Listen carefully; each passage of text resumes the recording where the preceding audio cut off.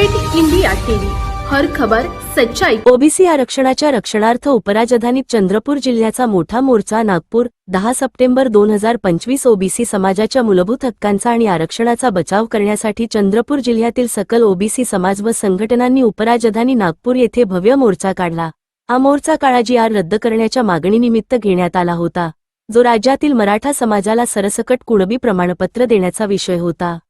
विरोधी पक्ष नेते विजय वडेट्टीवार यांच्या नेतृत्वाखाली हा लढा घेण्यात आला, तर चंद्रपूरच्या खासदार प्रतिभा धानोरकर यांनीही मोर्चात अग्रक्रमाने सहभाग घेतला। प्रचंड संख्येतील सहभागी ओबीसी संघटना पदाधिकारी आणि जनता जात पात व राजकीय रंग विसरून फक्त आणि फक्त ओबीसी समाजाच्या मूलभूत व संविधानिक हक्कांसाठी एकत्र दिसत होती। मोर्चामध्ये सरकारला स्पष्ट संदेश दिला गेला की शासनाचा हा जी.आर. ओबीसी समाजाच्या हक्कावर व आरक्षणाच्या अधिकारावर जाणीवपूर्वक केलेला आघात आहे।